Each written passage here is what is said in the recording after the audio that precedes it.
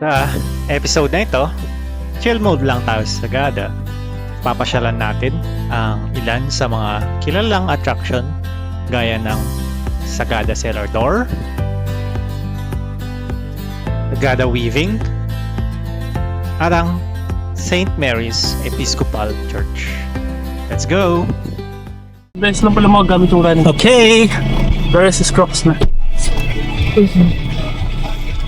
Hi! Hindi kayo tunay na runneries. Walkers kami. 30 minutes pa Sagada. Lunch tayo sa halfway. Diretso tayo gitan? Hindi, mag-stopover tayo sa may oras na ba? Maaga pa masyado para mag-lunch. Parang 15 minutes, andun na tayo sa ano eh. Balak natin na pumunta. Pwede naman sa ano na lang, sa hotel Stopover na lang. lang. tambay lang yung kami ano? dun. Mag-lunch. May baon ba tayo? Oo. Okay. O, sa hotel na lang. Para tipid.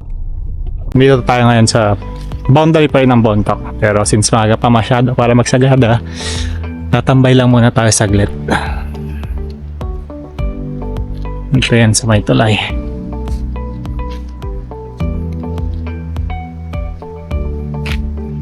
May na tayo akit ng Sagada. Malapit lang kasi yun, mga 20 to 30 minutes from Bontoc, Sagada na.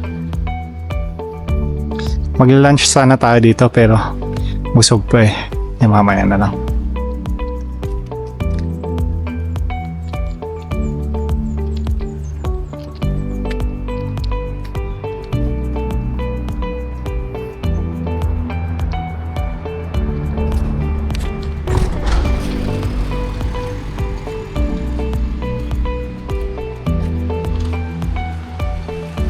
Kalat.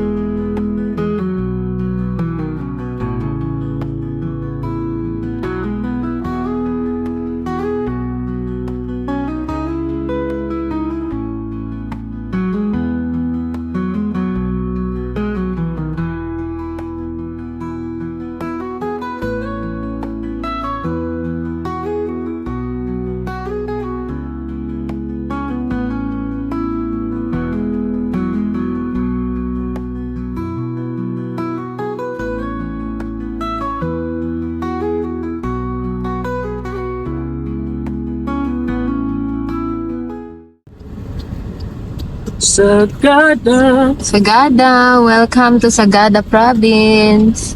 Congrats Mike, nakaapa ka na sa Sagada. Hindi pa. Nasa kotse pa siya. Ay, hindi ba ba? Mamaya mo siya. Nakagulong ka na sa Sagada it is. Yes. From that point on, nasa Sagada na tayo. Hindi pa. Buntok pa to. Sagada pa to eh. Oh. Buntok pa ba to? Discover. Yay! Sagada, official. Dito naman tayo. Official land of Sagada. May bato pa kasi doon eh. Dapat doon tayo, di ba? Hindi naman nakasama si Stinger. Thomas. Walang blue phone.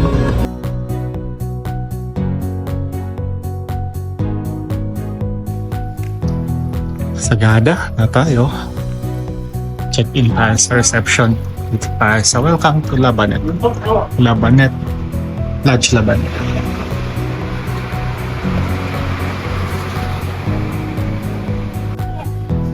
Reception area.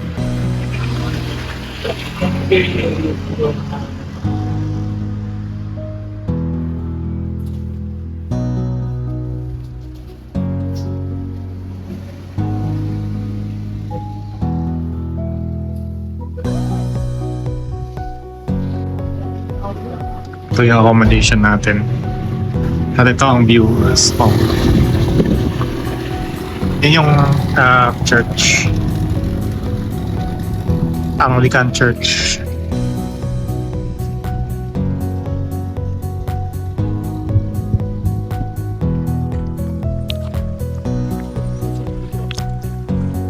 Cellar door of Sagada. Dito po dahil mo. Hindi tayo ba? Ang tulog mo ko para maanto eh. Binigyan ako ng natin. Ay, hindi ko Lalasing ka ba? So yun. Mamaya pag uwi, sabay niyo na ako sa over. Kasi hindi kailangan gawin. Ano sa tayo mag-start magaling mo? Pero tunay na Indian na. Kita ka lang. Saan tayo?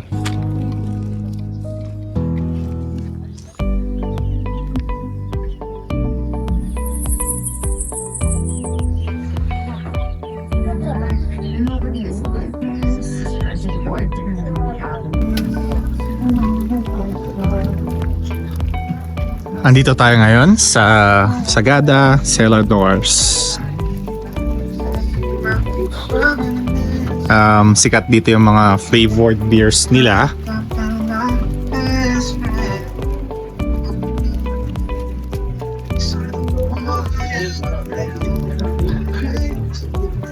At sariling brew nila yung mga beers na initinda nila.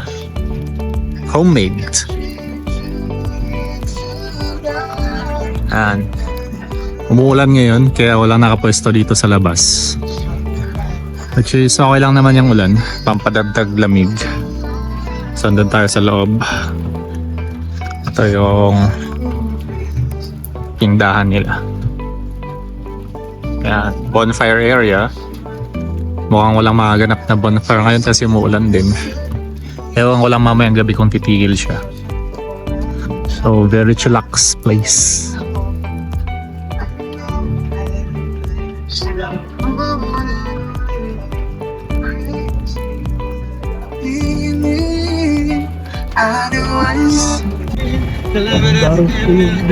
Si right. Pababa nga tayo ng cellar door. May nakasalubong tayong sakyan na siraan. So stuck tayo, di tayo makalusot kasi one way lang dito eh.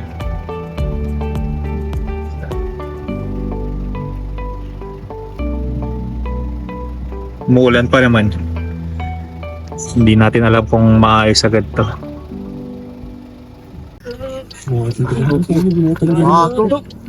Nawas? Hindi pa mapuputok yung mga ugat-ugat na. Ano yan? Wonton? Ay, bumigay ulit. Wala talaga.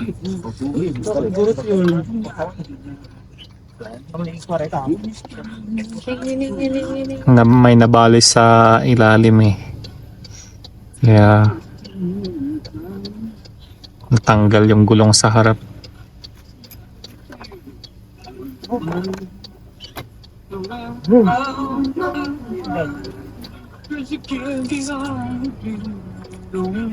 Ano, pinipilan ako ng ano eh.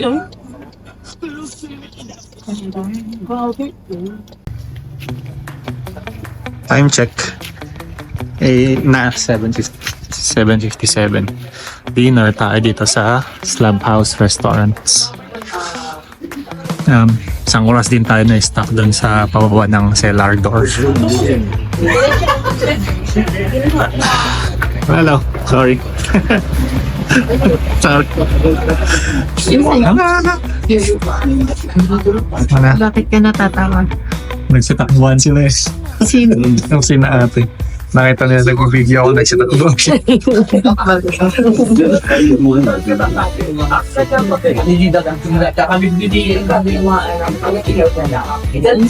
Hello. Ano pa ba? Magpa-platter ba? Ito pala menu nila.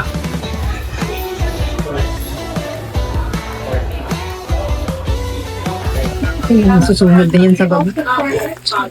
Alis na yung tested. Gilag. Namamaril.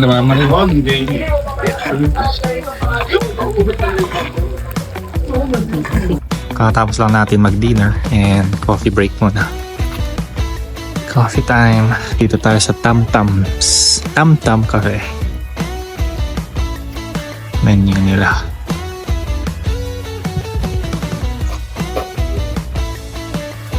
Try natin yung honey latte. At may mga coffee din silang for sale. And espresso shots.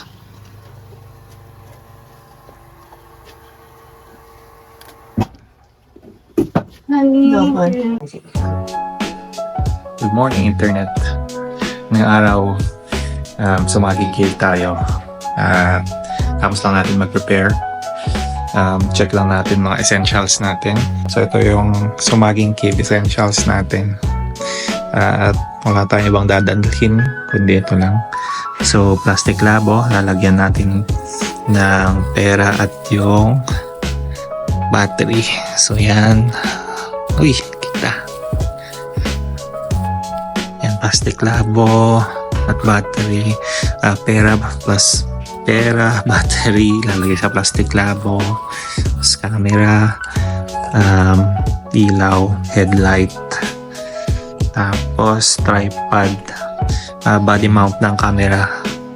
And dry bag, added waterproofing.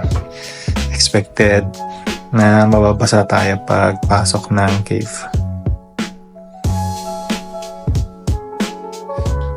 Yun lang naman, let's go!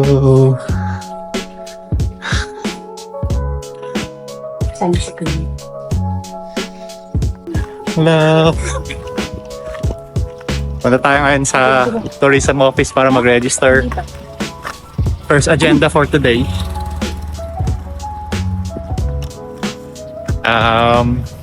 After that, punta tayo sa breakfast at punta sa cave.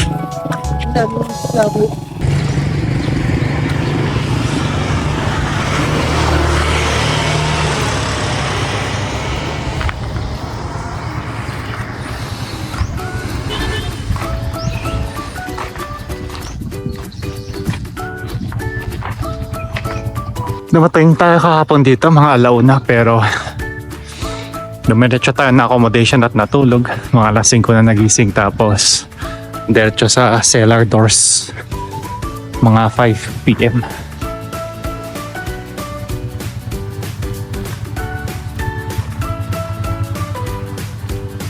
So after magpa-register sa tourism office, breakfast, then i-meet si tour guide.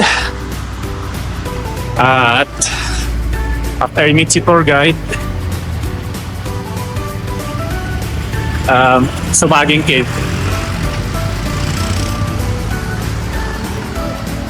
Nandito tayo sa may registration pero close pa. Dapat nagpa-register na tayo kahapon. Tinamad kasi kahapon, inuna yung tulog. So, mag-aantay pa tayong mag-open. Baka alas 8 pa. Hindi tayo sa registration pero close pa. 7 AM pa lang. Baka alas 8 pa mag-open. So meron na siyang step-by-step process. Step 1, register. Step 2, payment. Tapos may orientation na. Tapos step 4, insurance. Improving yung mga improving yung systematic process nila sa pagtutour.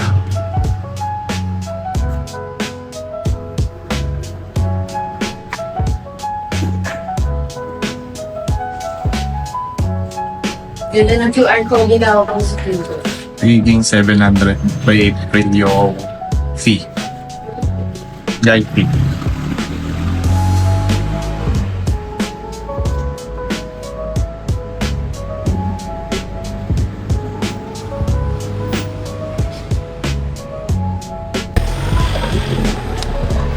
Gusto tayo magpa-register at mag-breakfast. Pupunta na tayo sa Ano nga yan? Sega para sa tour guide natin. Sega Tourism Office or guide. Ito sa kabilang building. Yun. Sega Tour Arrangement. Dito tayo kumuha ng tour guide natin. Okay, dito na yung shuttle natin. Punta tayo ng Sumaging Cave.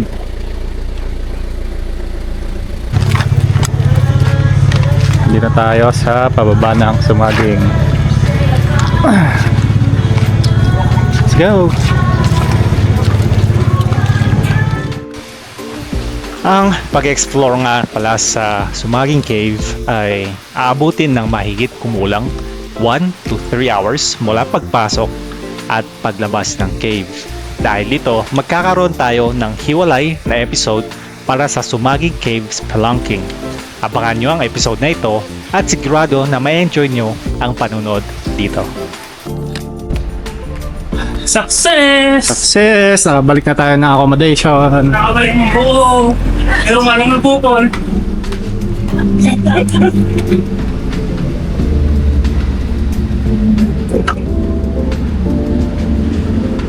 Ano po? Success! May nauntog!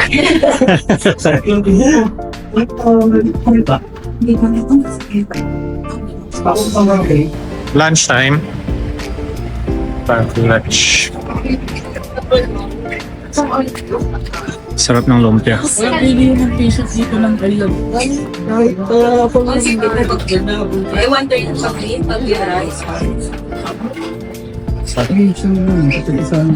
Nag-order ka na? Tapos isa rin pong order ng dinuguan with rice. Yan. Kaya makain.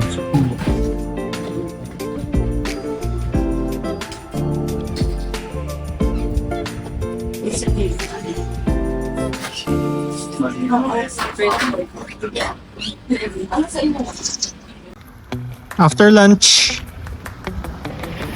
lakad tayo papunta dito sa Sagada Weaving. Yan, meron ka strawberry ice cream. Ice cream. Ice cream sir, wild berry, avocado. Oh, may avocado. Tama ba yan? Wild berry and avocado. Wild berry. Mulberry. Kaya nag-lunch ka na ba? Ano? Avocado. Kumain ka na? Nag-lunch ka? Next week. Sure na tayo? Kayo, mega Bali ano kaya tatlong Sige, isang puro ka ba? Mix din ako. Kami magala lang sa akin, sanay na ako dito. Ano yung girl strawberry? Wild berry, avocado. Baby. Anong gusto mo? Mulberry ang pan. Ano sa'yo? Pareho? Wild berry and ano daw? Avocado. Kahit ano. Avocado. Ano? Kana? Both. Everything. May trick lahat. Grabe naman yan. Extension. Ilan pa? Sa papa. Hey, kayo. Ay, dito may mango. Ay, sa'yo na lang. Nantitrip si Ayan. Bakit? Mix ba kayo? Naka-zoom. Avocado lang ako, mister. So, Ito, minsi. Ako ilalim mo. Avocado. Sarap naman. Apat lang po.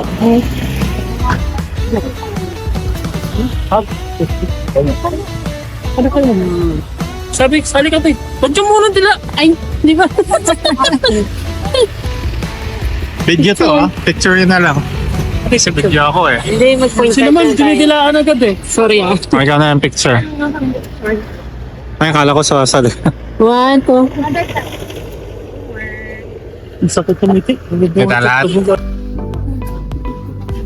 Maganda yung mga design ng ref magnet nila kasi naka-emboss yung mga details at naiiba siya sa mga usual na ref magnets na nabibili sa ibang places.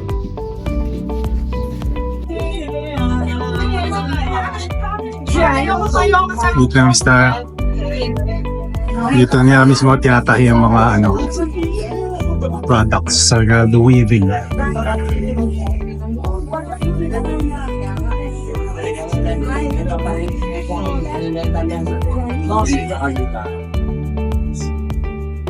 Yan. Ay, araw harang ganti kayo. Yan ang paggawaan ng Sagada Weaving.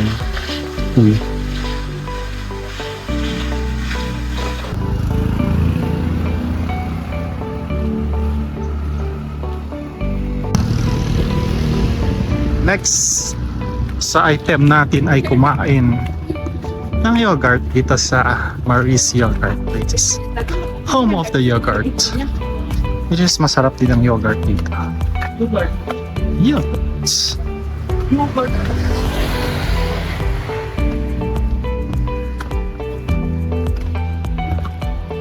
Tuloy po kayo? Ayan. Kasi nga, wala na yung yogurt.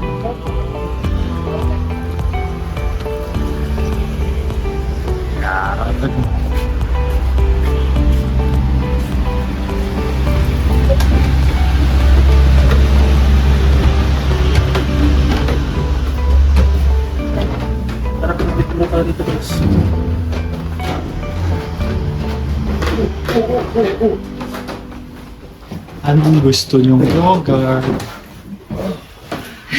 May tag dito, bibili na ba o mamaya pa? Ano nga yung binili natin dito yung last time, yung tinapay din, di ba? Pinakamahal yung binili natin dito. Ah, Ito.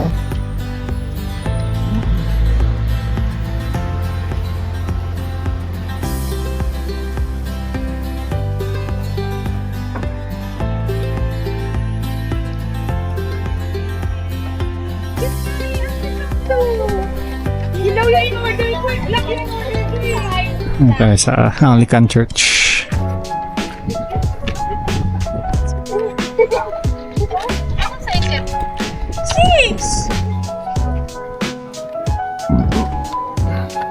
Almost 7 years to ito.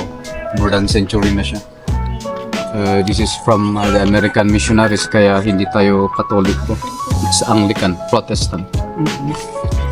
So ang Episcopal. yung pare natin dito pwedeng magkakaya. While sa Katoliko, bawal. Okay, picture. 2000, Tama ka dito. 2010 pala. Nakarating ang mga Amerikano dito 2003. Although nauna ang mga Spanish nasa 16th century sila nandito. Dito na ako sa may line. Sa panahonan ni Kopong-Kopong, sabi ni Mama.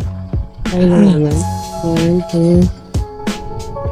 Papa. 1, 2. So, from Baguio, doon galing yung mga Amerikano bago sila pumunta ng sila. More than century.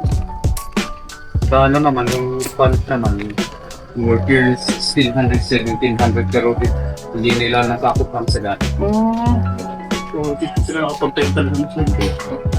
Gusto kasi nila, i-capture yung place tapos magbabayad kami ng tax which inayawan ng mga ninong natin. Tinakpan nila kasi... Ano nga yan? It's going to Lent season. Ayan, Lent. Kaya tinakpan nila. COVID. Oo. Pero ano siya, yun ang, ito yung old na altar. Yung bago, yun, malaking kahoy. Harap. Ay, kinikatap ito. Nakita na ba natin yan? Oo, nakita natin yan. Okay yata, kasi wala siyang pumot. October lang. Summer time kasi nung pumating kayo, kaya hindi siya nagiginaw. Ngayon din Oo. Nakakumot. Ang kagandahan sa mga Amerikano, after the conversion ng community into Christian belief, ang ginawa nila, pinagpatuloy namin yung mga traditional belief natin. Hindi kagaya sa mga Spanish na talagang gusto nilang eradicate kasi. Sila yun. Kaya hanggang ngayon may webs nila hanging goblins. So dalawa yun libingan natin. We have the puppet cylinder which is under church level. At the same time, yung hanging goblins. Natatao na yan kung ano ang pipiliin na. Lalo sa mga matatanda. Pero usually, yung sa libingan from the church ang laging mas pinipili kasi Kakadaan ko muna. So, kung sa slow tao ko yan na nagpahaming ka, hirap. Yes, okay. sa mga matatanda lang sa ngayon. Hindi ko rin nakaba kung ano kami kulay. Hindi, pwede rin mamili kung saan ka ihahang. Oo, di ba? So, mamaya, there are lower hanging goblins at ako may mataas pa. Yung matataas, walang ibig sabihin. Dahil mataas ang katungkulan or mayayaman, hindi. Pareho lang sila na matatanda. Yung nasa mataas na mataas, ang gusto nila kasi pahirapan nila yung papamilya nila na yakyat yung Mahirapan yung buhay. Makaganti man lang daw hanggang habang nasa kabilang buhay.